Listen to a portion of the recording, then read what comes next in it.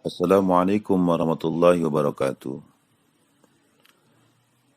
Hasan al-Basri berkata, suatu ketika Rasulullah SAW bersabda, karena syafaat seorang laki dari umatku akan masuk surga sejumlah besar manusia yang lebih banyak dari kabilah Bani Rabi'ah dan Mudhar, yakni dalam jumlah yang sangat besar. Apakah perlu kusebutkan nama laki itu kepadamu? Mereka berkata, sebutkan wahai Rasulullah. Rasulullah bersabda, ia adalah Uwais al-Qarni. Kemudian beliau bersabda, wahai Umar, bila engkau menjumpainya, maka sampaikanlah salamku padanya dan bertutur katalah padanya hingga ia mau mendoakanmu. Ketahuilah bahwa ia memiliki ciri penyakit kulit belang. Pernah ia berdoa kepada Allah hingga penyakit itu disembuhkannya, tapi kemudian ia berdoa lagi, lalu dikembalikannya sebagian sedikit dari penyakit itu. Ketika masa Khalifah Umar, di musim haji, sang khalifah berpesan kepada khalayak jemaah haji, hendaklah kalian semua duduk kecuali jemaah dari Qarn. Mereka semua duduk kecuali seorang lelaki. Kemudian Umar memanggil orang tersebut dan menanyainya, apakah kamu mengenal seorang lelaki di antara masyarakatmu yang bernama Uwais? Laki itu berkata, apa yang kau harapkan darinya? Dia hanyalah seorang lelaki yang tidak dikenal. Dia selalu menyendiri di tempat sunyi dan tidak pernah bergaul dengan orang banyak.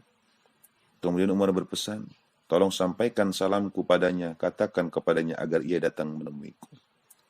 Lelaki itu pun segera menyampaikan surat Umar. Dan tak lama kemudian Uwais datang kepada Sayyidina Umar. Lalu Sayyidina Umar menanyainya, apakah engkau bernama Uwais? Uwais menjawab, benar, wahai Amirul Mukminin. Sayyidina Umar berkata, benarlah Allah dan Rasulnya. Apakah engkau punya penyakit belang? Lalu engkau berdoa kepada Allah hingga disembuhkannya, lalu engkau berdoa lagi hingga dikembalikan sebagiannya. Uwais menjawab, ya benar. Siapakah yang memberitahumu? Demi Allah penyakitku ini tak seorang pun mengetahuinya kecuali Allah. Sayyidina Umar lalu menjawab, Rasulullah SAW yang memberitahukannya kepadaku dan memerintahkan aku agar engkau mau mendoakanku. Selain itu beliau juga bersabda, karena syafaat seorang lelaki dari umatku, aku akan masuk surga sejumlah besar manusia yang lebih banyak dari Bani Rabi'ah dan Mudhar. Kemudian Rasulullah SAW menyebut namamu. Perawi melanjutkan, kemudian Uwais mendoakan Umar, lalu berkata, harapanku padamu wahai Amirul Mukminin, hendaklah Tuhan menyembunyikan hal ini dan mengizinkan aku untuk segera pergi.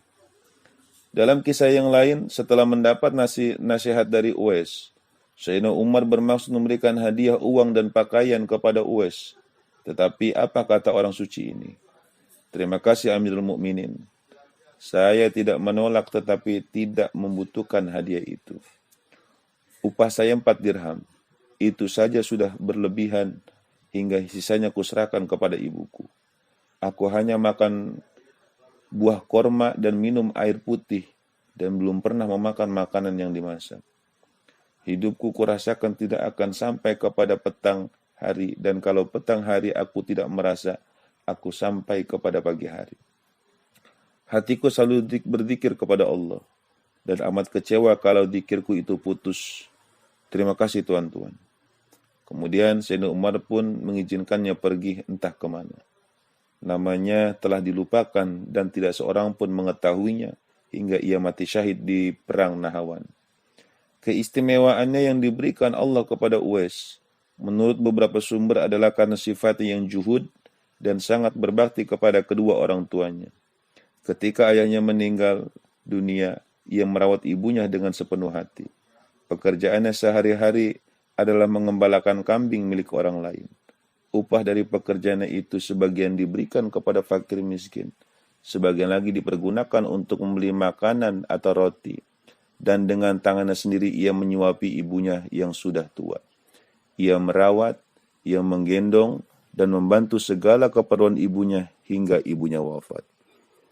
Itulah kisah Uwais Al-Qarni yang mudah-mudahan menjadi motivasi kepada kita semua bahwa kebersihan hati dan ketulusan kita mengharap ridho Allah Subhanahu wa taala adalah yang menjadi hal yang terpenting, walaupun orang-orang di sekitar kita tidak mengenali kita ini siapa.